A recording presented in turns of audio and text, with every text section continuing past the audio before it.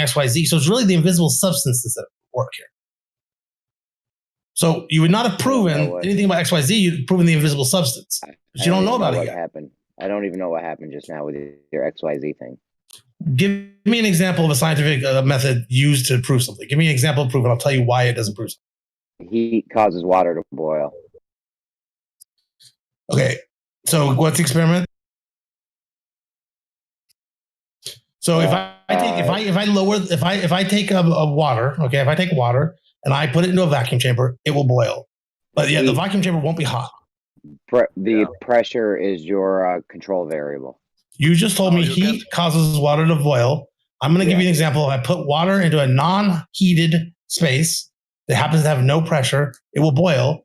Okay. So how is that? So didn't I just disprove their proof? Did I do that? Okay. There's no heat inside the vacuum, really? Come on, Veach. Yes. It's not, there's no heat. Of course there's heat in it.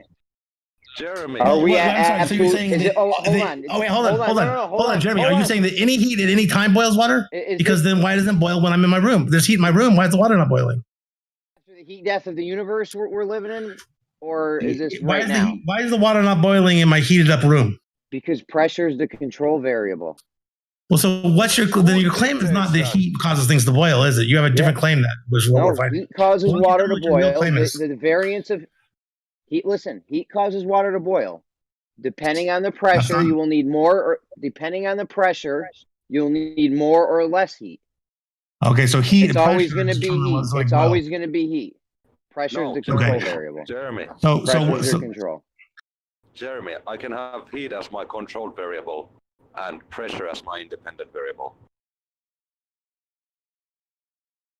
Ooh. And what was your experiment to prove this, Jeremy? So you're saying pressure causes water to boil? Could be. What is your experiment to prove? To prove what? What was your science? You said you used the scientific method to prove this. What did you do? What was your experiment? I mean, I didn't do anything. We can do a hypothetical in our head. What did QE do, or what can one do? Just describe it. We could control the atmosphere, or gauge what the atmosphere is, the pressure. Then we can put some heat to something and say, oh, look, it's causing the water to boil. Okay, we can do that. And then how do you know that would happen every time? Because it happens every time. Well, but how do you know it will happen every time? How do you know it'll happen tomorrow because it happened today? Because it's a theory. We've ran it through the scientific method, and it's a theory, so we know that that's what happens now. So you telling me that if you do it on one day, it will always happen, no matter what now, because you quote unquote ran it through the science.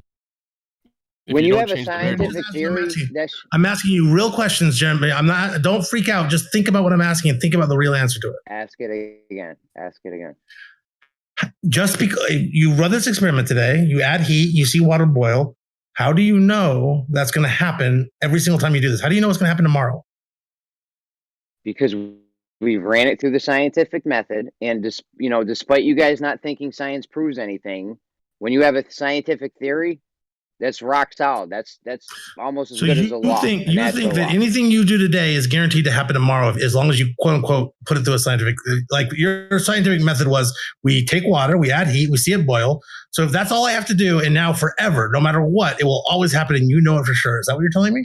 Heat will cause water to boil. Yes, facts. Heat will cause water. Because you did it once on one day. No matter what, meaning like you can change the variables. And I'm not hiding that percent. I'm making a point that you don't. Here's the real answer, Jeremy, the one that's on. You don't know that it'll happen tomorrow. You assume, you hope, you think it's likely. Yes, no, that's true, but you don't know. That's why it's not proof. You have scientific evidence, Scott, that it won't. That'll happen of course. The same exact way if you don't change any of the variables. If you do it in the same method, you have evidence. It'll work in the You same have evidence in favor of that for sure. Absolutely. Scientific evidence is as good as proof in my eyes. Wrong. I don't. No, that's right. For him, his burden of proof, his threshold for proof is satisfied by that scientific evidence. So for him, it's okay. But then he has a real scientific threshold evidence. For proof. He might as well just have whatever he wants to be true is his threshold for proof. He could, but that's not that's his personal choice, right? I'm saying his personal choice is a horrible definition for a criteria for proof. It's not one that's going to get him any good results. Calling scientific evidence proof? Yeah, that's not a good criteria. Perfectly good for proof. No, because it's not proof. Proof is a fundamentally different idea. You know it's not proof. I know it's not proof. So why would you call it proof? It would be proof for him. It's proof for me. If it's not proof for you, I know, but that's it's fine. not good proof. Is my point. You might as well just make up whatever you want to be proof. Right. So geophysics prove the Earth is a sphere. That's proof. Awesome. Good. Done. Scott nailed it on the head evidence. by saying just because what happened yesterday happened doesn't mean the same thing's going to happen in the same way tomorrow. We make that assumption based on the continuity of nature. But that is an assumption. It's funny how science proves things, but now he's saying that Newton is falling apart and Einstein is falling apart and all the science we know is falling apart, even though it proved things. Data's proof, conclusions are tentative. Don't confuse scientific evidence with the science community. No. So right now we have Jeremy is able to the only proof that he's got in the entire world, the only science that exists is that water boils. And even that is subjective as to whether it's a proof, absolute proof.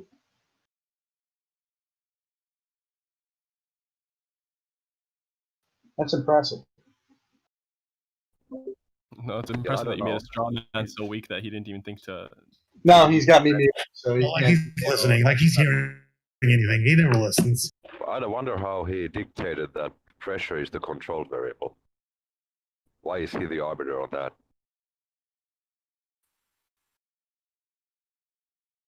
And I make a suspect. I don't know if this is true, but if I put water in a centrifuge, I think boiling point might change. And I can pull a vacuum on it; it might boil at a different temperature. I'm not positive of that. Yeah, Scott, bro, you claim that we can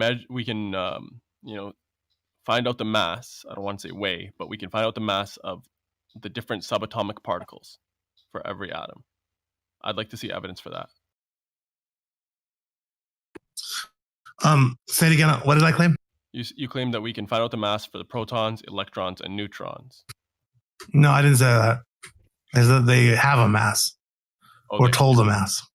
Okay, that's very. I don't know how they did it though. I'm not sure how they did it. They just decided. But I believe they just decided that they just arbitrarily made it up. Yeah, they just decided that carbon-12. This is in like 1961 because they had different scales. Because it's all relative scale, right? The scales are from hydrogen. Fair enough. But they just decided that carbon would be 12. That 6 protons and 6 neutrons would equal 12. And then from there, they just that was the standard. There's that. Yeah, there's adding on. Look, it makes sense. So, how do they count though? Do you know how they became aware that say carbon had X number of protons and helium has the X Y number? I think I honestly don't know. I think they somehow figured that hydrogen has 1, and so they get said protons have 1, and went from there. Didn't they just waste stuff? And then they they saw that if it just was protons alone, then because protons are positively charged, that they would repel each other, right? So they said that there must be something holding it together. There must be something negatively charged, and that's where they got electrons from.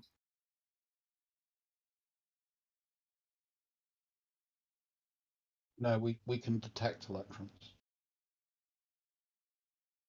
Maybe, but back then they couldn't. That was the thought process. And there was no refining up until now, is your claim, right? That's why you're stuck in 200-year-old technology for measuring the Earth. Did I say that? No. Okay, you imply that. No, but that sounds like to me percent what you said. That sounds believable. That it's an arbitrary scaling. That works for me. I believe it. Yeah, and nobody's looked at it across the world of science. Never. Just never. No one's even tested it. They're like, yeah, that sounds good. Yeah, that sounds about right. Let's have lunch. Why do you keep on saying that? Well, it's just the idea that you feel that these things that you're discussing, especially Jeremy, what he's bringing up as well, and now you're stepping in for him. That science doesn't look at these things at the most extreme detail possible, and with the most modern technology possible, with the best minds across the world possible, before coming up with these claims. Okay, so that they're are you making. claiming now that with all these years, since 1940 or 1960 or whatever, that they now are able to find out the mass of an individual proton, an individual electron, an individual neutron? Looks like electrons were first, too. Maybe. I don't know. Is that what you're saying, Sheeple? That our The technology fact has that advanced to that point now? we can weigh. I can't remember what the field of science it was. I was microbiologist. No, something like that. Over on Jose's, talk about how they weigh gases and things like that. I mean, Probably not microbiology. implementing. No, it's not like it's something I can't fucking remember. But yeah, well, we can't. He works in a lab. The answer is yes to your question. He works in a lab, and he said that they do studies on weights of atoms because they can clear the chamber and enter a certain amount and weigh that what they enter. So can't fucking remember, but he actually said, "Is there any test you think you can think of that flat earthers try and ask that I could use the lab that I have access to do?" And I said, "Yeah, weigh some stuff, So he's getting to learn like video software and all the rest of it. But the point I'm making is that the reactions and the chemical element understanding is greater than just going, oh yeah, carbon-6. They add things and create new things, so they know, okay, well that's the chemical reaction made this new element or this this molecule. So I think it's just to act like this somehow gets out of the question that we're asking you is why do you deny it? Just saying it's arbitrary yet it's studied every day doesn't wash with me very well. That's my point, and that's why I spoke up. No, I get that, but at no point did I say that it's arbitrary. I said it's a scale, right? They scale it. Yes, the percent. Yes, we can measure the mass now. Yes, the answer is yes. Of the individual subatomic particles. Yes, correct. I'd like to see evidence of that.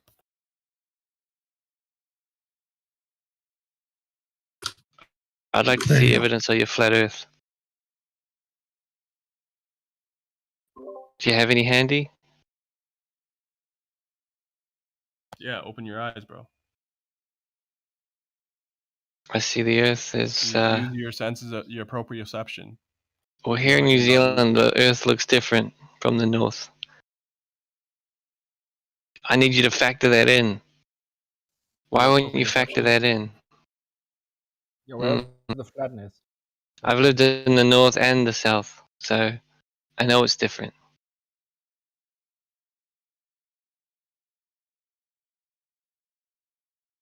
Sunset. And when I speak to friends in different time zones, they can see the sun rise. No, they could lie to you. Exactly. And the sun always rises for me as well. And I'm meant to be at the end of the track. Why isn't it coming back to me and getting bigger and bigger and bigger, like the flat earthers claim? Yeah, I do believe my senses, and my senses are telling me that the Earth isn't flat due to the observations we're making. But it's interesting. It's just like we go into the limits of our understanding and the cutting edge science and everything to get a concession or I don't know or we don't know or anything, as if that somehow helps the claim that the Earth is flat. Why can't we just focus on something so simple and get that sorted before you go into atomic physics and all the rest of it? Why do you take it there all the time, both you and Jeremy?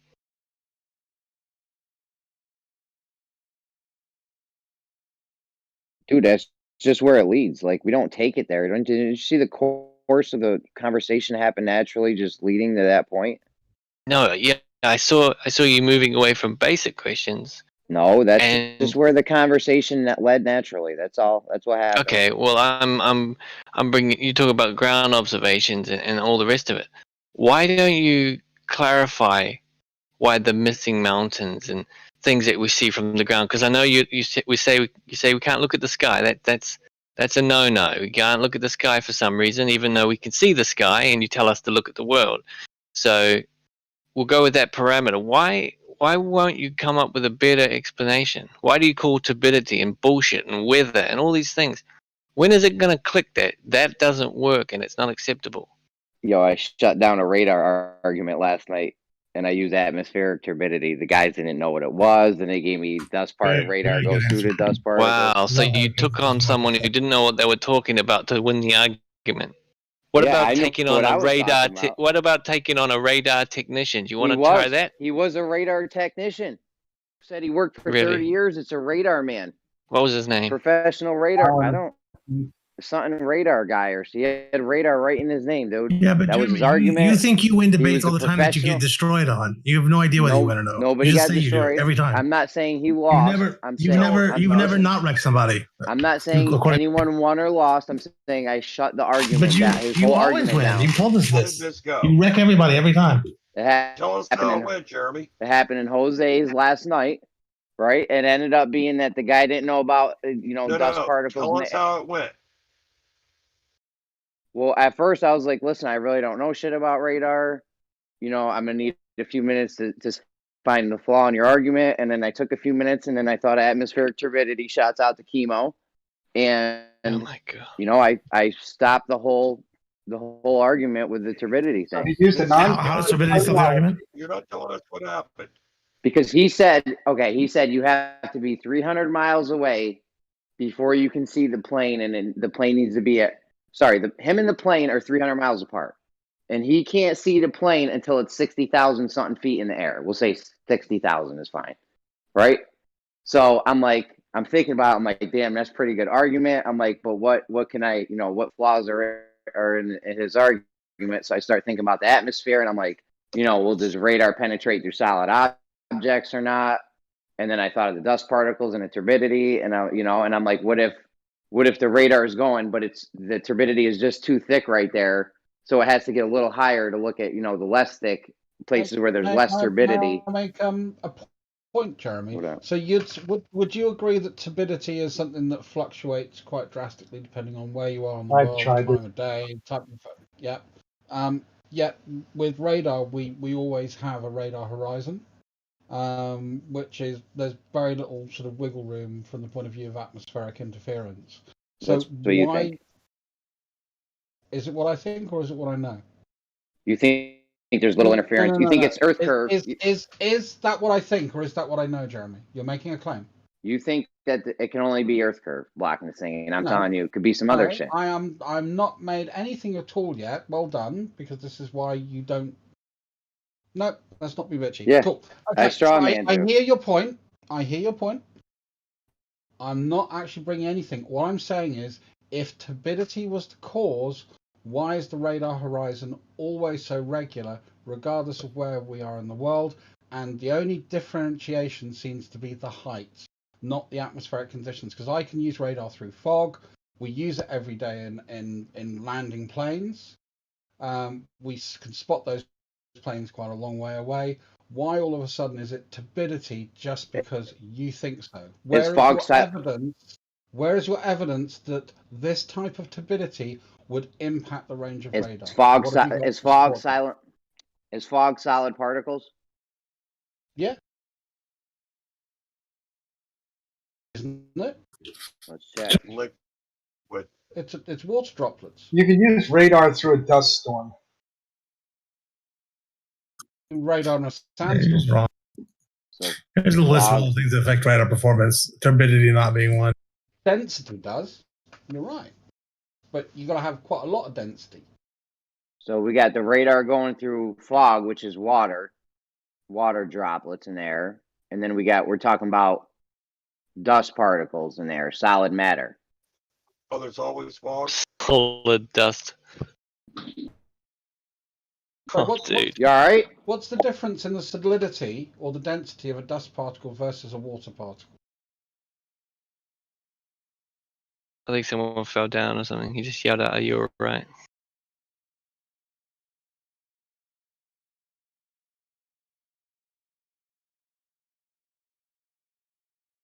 Kids are crazy. All right, everyone's good. What happened now? I was waiting for your return because I don't like straw man. Yeah, I forgot what we were talking about. Radar. I thought someone got fucked up just now. Radar and the fact that you don't know the effects that turbidity would have on it. So we got radar going through water, which is one thing, and then we got the dust particles in the air, which is a whole different beast. So now, can you show me the evidence to articulate the facts that you're talking about? What facts of do you have what? to present that it would have an impact, so therefore you can't rely on it? That's where the argument stopped. No. This guy didn't know. Demonstrate. You're bringing up the claim, Jeremy, of this will have an impact. I want you to rationalize why you think this is a claim worth bringing up. Yeah, that's how I shut this guy's argument down, because one guy jumped in that wasn't the radar expert and said, "Oh, the radar goes around the particles," and then the radar expert guy said, "No, they don't go around. They go in straight lines." And this basically bogged the argument down to a standstill because he wasn't sure. This radar expert is not a radar expert. You don't know who you're talking to, but radar is subject to refractions. It bends too. Yeah. Anyway, I posted a list of all the things that influence the success or the efficacy of radar, and it specifically talks about turbidity, and it says it has minimal impact, has almost no impact. What about so much for your massive debunking? Yeah, minimal impact over what? A mile or two? Over distance. What about no, it says over distance, period, total. So it's talking about all the different long distance effects. All the different long distance effects it's talking about, and it says that turbidity has minimal impact. Okay, well, let's pretend you're a little radar beam, right? And you're traveling through the sky. You're like, la la la, this is so much fun, and then bam, you hit a dust particle. What happens? The problem is rather than thinking of it like like a single radar beam swimming, think of it like you've just released all the sperm into your wife, and they're swimming for the egg. Oh, some of those are going to get blocked. Some of those are going to get through. Unfortunately, with radar, your sperm's going to act weirdly, and they're going to bounce off that egg and come back and tell you about it. Now, not all of them are going to make it there. Not all of them are going to make it back. But you're going to get enough coming back, which means you can create an image, a distance, and a trajectory. You're going to get enough coming back unless there's so much turbidity over the course of the distance that... No, Jeremy, because the radar shoots up and it gets less and less. So fucking stupid. This shit's like, yo, turbidity at low level. Turbidity at low level. It just doesn't happen. That's why it has a minimal impact. Yeah. You're like, yo, this guy was talking about 300 miles worth of turbidity. You're literally acting like you walk outside and you can't see 2 feet in front of you because there's just a wall of dust blocking your vision. Turbidity in the atmosphere has a minimal impact. That's what this article just said. I just looked it up. It does not have in front of your face. Even at 300 miles. It's talking about 300 miles in the article. Yeah. It's talking about 300 miles in the article. Radars are required to detect an aircraft with a radar cross-section as low as 2 square meters. Yeah, that's token small planes. And they can do this up to large distances, tens of kilometers by long-range radar. Right, get on your computer. So that's low-flying stuff coming into an airport where it's already going through all that turbidity. I'm reading the link that Scott very kindly provided, and you never bothered to read. Because you never bothered to read any fucking link anybody sends you, which is why it's a pointless endeavor to do so. You're making claims where you don't understand the effect, or if there is even an effect, and then when people say, well, doesn't seem to be effect, you then hand wave it away and say nobody knows, when we're actually presenting evidence that says, yeah, actually people do know, and we use it with efficacy every fucking day. So what's your point, Jeremy? About what? The point is that he doesn't care. Point about what? How does he I don't even know. Flat Earth. You're not engaging in any kind of real way. You never do. You gotta go. You're already late, Jeremy. No, I'm busy trying to get kids on the virtual classroom and shit. Even if you're not doing that, you're not really engaging in a fair way, are you? I always engage you guys in a fair way. No, you're just confirmation bias. You just want to say what you think is true. You want to insist it's true, even in the face of evidence. It's silly. Scott, how many things did you send Jeremy on that one topic? 15, something like that? The 14, I think. 14 things you didn't bother reading. Yeah, I harassed him about it every day for like a month, but he still didn't read it. He knows I'm a very busy man. Yeah, I asked him to watch 5 minutes. Because I asked you, why do you believe QE? And you said he has citations. And so then I just dumped a bunch of citations on you, but you didn't seem to care. I asked him. That's disingenuous. Let's carry on. I sent you an article on LIGO, Jeremy. Did you ever read it? Probably not. When did you do that? I sent that to you. I'll tell you exactly. I sent that to you on August the 27th this year. On August, bro. You're near the top of the list, bro. No, he's way at the bottom of the list. He's not even on the list. Here, I got it. Oh, I got it. Facts. Quick facts about LIGO. What about it? What was? I don't even know what we were talking about. Like sometimes I get these DMs and it's like a week later, and I'm like, shit, I don't even know what the. No, that was on the day we had the discussion. Doesn't matter. Talked about LIGO. It was a wasted effort. Yeah, That's all it doesn't was. matter what the conversation was about. It's the fact that you've admitted you've not read any of Scott's citations. You've admitted you've not read any of mine. Well, I know. Go ahead. And yet you say you're engaging honestly. When someone sends me some stuff, even if it's some shitty fucking video by some arsehole I hate, I will watch it so I can then respond appropriately. All right. I mean, I don't know what to tell you. This LIGO thing, I know about LIGO, so. No, it's nothing to do with LIGO specifically. It's just in general. The number of links that are thrown your way and the number you actually bother to read, I would say that the number sent is very high, and the ones you bother to read is probably very low, fairly close to zero. As far as Veach's science citations, I already know what they're going to say. They're going to say science doesn't prove anything. They're going to say you don't need independent variables or experiments. It's all the pseudoscience shit he's got. I already know what his citations are going to. That's why I didn't go bother to read them. Why don't you just say to Scott? That's just confirmation bias like crazy. Yeah. Dude. You're just crazy. Just don't bother. I mean, that's like not even a remotely reasonable way to behave. Yeah. No one do anything more like that anymore. Then it's pointless. It's a waste of time. It's a waste of your effort. It's a waste of your life. I mean, you could dissect it and then throw it back at him like this is why it's pseudoscience and show him how there's no conclusion. You'd have to give a fuck first, though, Don. So the information provided Jeremy that was providing good faith, he just admits he has never bothered looking at it. Pretty much. Even though he says DM me, you gotta DM me. Yes, DM me. Stop. Don't tag me in chat. DM me anything. I will probably miss it if you DM me. Jeremy, you just literally just said to Veach that you don't read anything, and so I doubt. Listen, I will read anything that anybody has DM'd you. I will absolutely look at your DM. Now, whether I go deeper into that and start watching videos or reading information into it is another story. You just admitted that you don't. You just admitted that you don't. Sometimes I do, sometimes I don't. If I feel like I don't need to. To anything that Jeremy says, because all he comes up with is propaganda and pseudoscience. No, you guys are the ones with the pseudoscience. No, it's you, Jeremy. I don't need to evaluate your claims to say that, evidently, according to you. Listen, I already know what Veach is. I already know what Veach is citation. I know that that's you don't know, scientific position. I know that you have no rational justification for, so we can just hand wave you away, Jeremy. I know Veach's citations are going to say you can ask a question and you don't need a hypothesis. You don't know anything, Jeremy. You don't know anything. You're just completely biased. You haven't looked at the citations, so you don't know jack. So just seriously, like, what are you even talking about? You're embarrassing yourself. Even before you sent me that Berkeley citation, I knew about it. I knew that existed. There are no. You cannot possibly be serious that you don't need to read citations because you already know what they say. That's fucking. You sound like a crazy person. Before you sent me the Berkeley citation, I looked at that website and saw it. So I felt like I didn't really need to go see it because I already knew it. I don't know what Berkeley's. I don't even know what Berkeley's one you mean, but I sent you 14 citations, including Nature, including all the biggest journals in science. So you don't know what they say. You can pretend like you do, but you're just acting the fool. Well, I knew what the Berkeley one said because I went to the Berkeley website and saw what they have to say about science. Right. What was the Berkeley one? Let me know what you're talking about.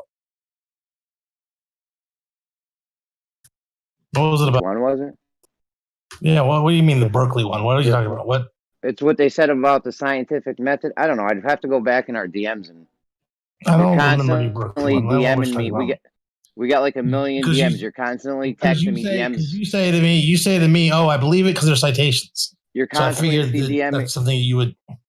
You're constantly. Yeah, you want me to add you in chat? Is that what you want? You want me to add you in chat, Darren? You're constantly sending me DMs like good morning. I'll add you in chat. Okay. No. That'll be even better. I was trying to make a joke. I know. I get it. Go ahead. Okay, go ahead. Make your joke. It's too late. I constantly send you DMs like, "Hello, honey. Good morning. I hope you have a good day." With smiley faces and stuff. Yeah, you took it too far, and it wasn't even that funny. It was super hilarious. Yeah, work on your. You got to work on your delivery. The article that you linked, that you tagged me in. So I read it, and could you please explain how they find out the mass of Oh, the proton? How would I? What are you talking about? You said, "Can we do that now?" And that is evidence that we can, right?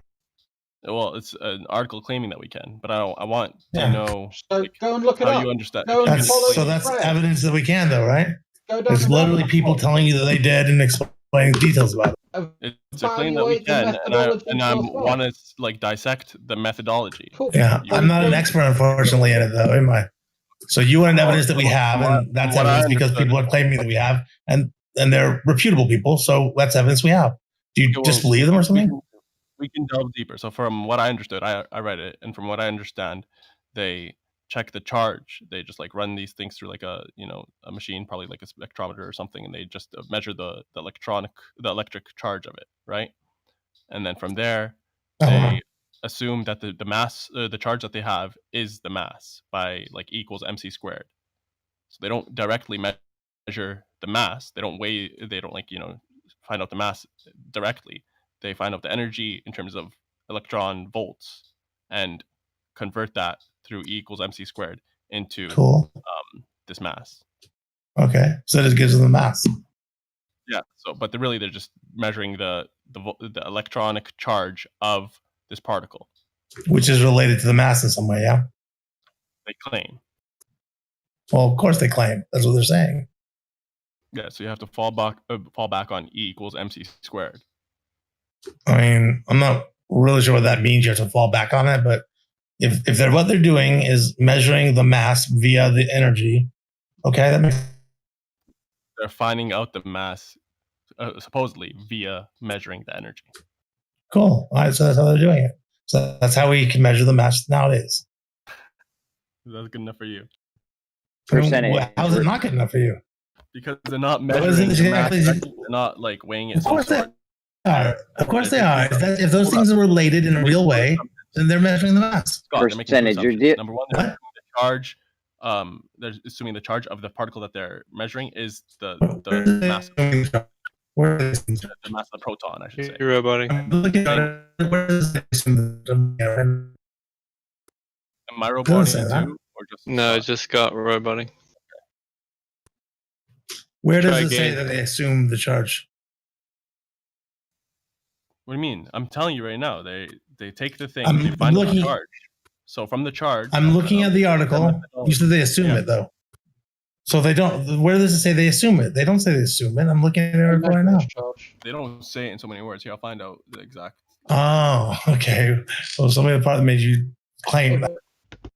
If it's that article that you posted up with measuring the mass and that nice little graph, they actually measure the charge, and then percentage is kind of right. One of the ways that we look at that is then looking at the conservation of energy metric. That's fine. That works. Equals mc squared or delta or whatever it is at the end. Yeah, my point is that if that is a relationship to the mass, then that's a way to measure the mass. Yeah. When they're talking about ions, they're talking about the charge, right? Because an ion is either positively charged or negatively charged. So they're talking about how they're running this ion. It says we directly used it for comparison. First, we stored one proton and one carbon ion in separate compartments, and then transported each of the two ions into the central measurement compartment and measured its motion. Okay. And that they mean by measuring its motion, they mean the energy, right? Probably. It's in electrical units, actually. If you look at other articles on the subject, that's fine. It's fine to measure the energy because we know there's relationships. So where's the assumption though that you said they made? So one assumption is because they're measuring the motion of this particle, they're assuming that all of that motion is the mass of the proton, right? The second assumption is that from this motion. Oh wait, what's the particle? What is the particle that they're measuring? What is the particle they're measuring? They're measuring the carbon atom, the C12, the isotope. So they're not assuming that it's the proton. Then, if they're measuring an entire atom, they're not saying that it's a proton. I'll repeat it. So it says we directly used it. By it, they mean the carbon isotope C12 for comparison. First, we stored each one proton and one carbon ion, which is like a positive charge ion in brackets. Okay. In separate compartments of our penning trap apparatus. Then transported each of the two ions into the central measurement compartment and measured its motion. Okay. So they're measuring these ions. So they're measuring. Yeah. So they're not assuming it's a proton though. That's why they have that's why they didn't say they moved the proton in. They moved the ion. What is a positively charged ion? It's a atom with a positive charge. What do you mean? It's a but anything can be an ion when you change the charge, when you add the charge. I don't know how it's positive charge. Why? It has If a a positive carbon charge because 12 atom has one one or more proton electrons removed, it will be positively charged. Right? Yeah, that makes so one more proton than cool. electrons. It doesn't mean that they're measuring one proton. Yeah. Yeah, no, they're not. They're assuming that they're getting the mass of the proton when they run this the ion mass through. Of what proton? You're now referring to it as a single proton. That gives it the positive charge, bro. What are you talking about, dude?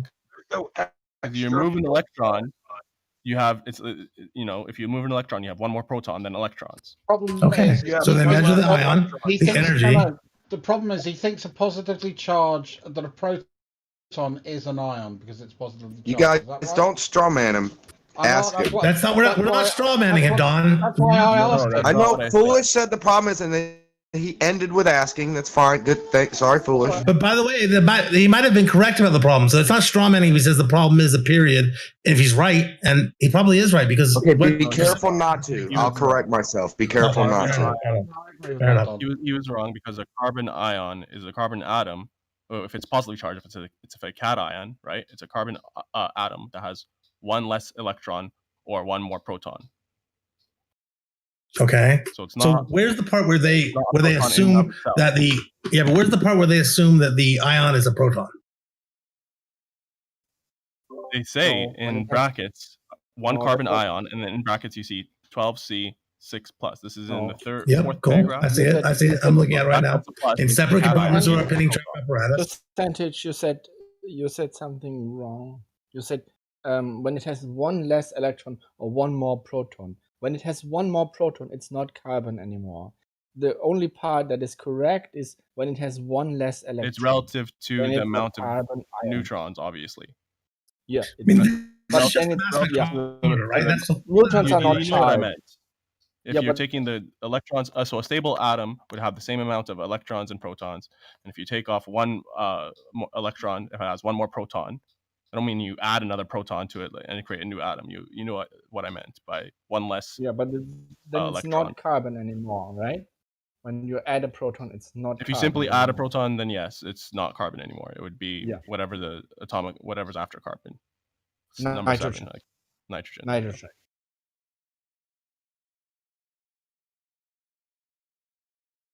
Anyway, so yeah, the second assumption then is that E equals mc squared is correct, and whatever energy that they got, translate into the mass times by. But it's not really an assumption. Neither one of those are assumptions. I mean, E equals mc squared has evidence, and the first one isn't an assumption either. My point is, it's not a direct measurement of the mass. It is. Right? If the energy is directly related to the mass, it's a direct measurement. I mean, this is just mass spectrometry, right? This is what this is, right? Yeah. So, I mean,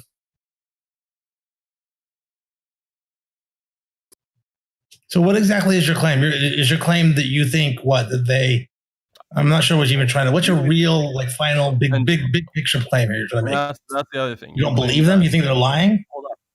Yeah, Scott. That's the other thing. You claim that we can measure the mass of the subatomic particles, like the electrons, protons, and neutrons. You got only the proton, right? What you said is there any evidence that we can measure the mass of these things today? And I said yes, there's evidence for that, and I showed it to you. Yeah, so that's a given because this is evidence for it. Now we're talking about. I didn't say anything about that, did I? Yeah, you said subatomic particles. No, I didn't. You said, is there any evidence that we can measure the mass of an atom? And I said yes. I'm pretty sure. I don't know if this is recorded or not, but if you run it back, we mentioned protons, neutrons, and electrons multiple times. But if that's you may have mentioned them multiple times, but then you didn't even ask the question of me. You asked it of Sheeple, and you asked it, and he didn't. I didn't think he really answered it, so then I piped up with an answer because I happened to be looking at it as you guys were talking. So this is evidence that we can do that now. I thought it was to you, but in any case, it doesn't matter. Okay.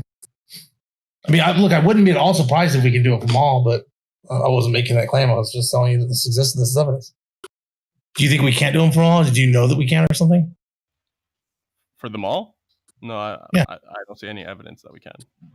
But do you know that we can't, or are you just saying you're just not aware of anything?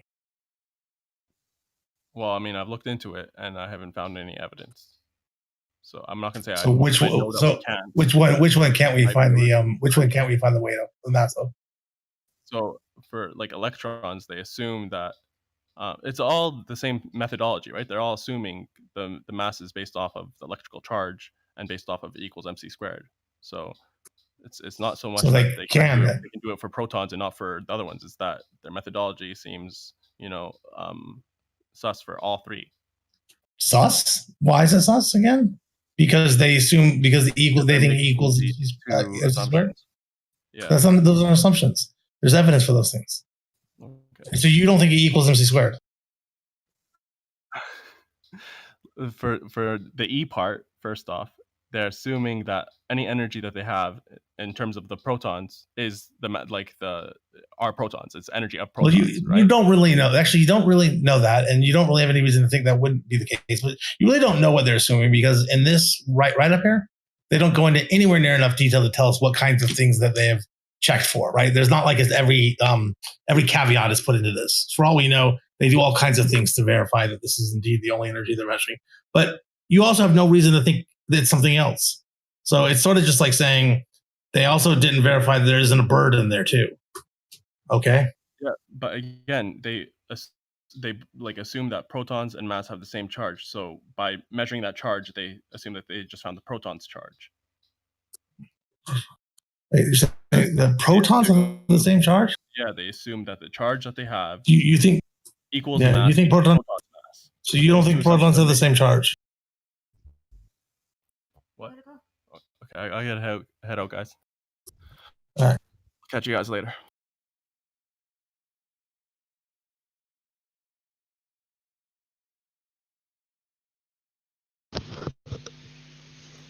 Everything else in science is also the best explanation we've got right now. Come up with a new one.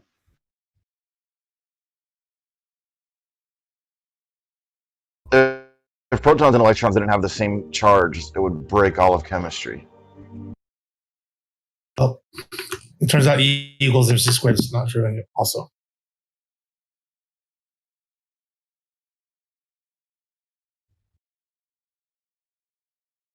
God, he's so boring now. I wish you guys would just not engage him. I just want to know why it's even relevant to the argument of a flat Earth.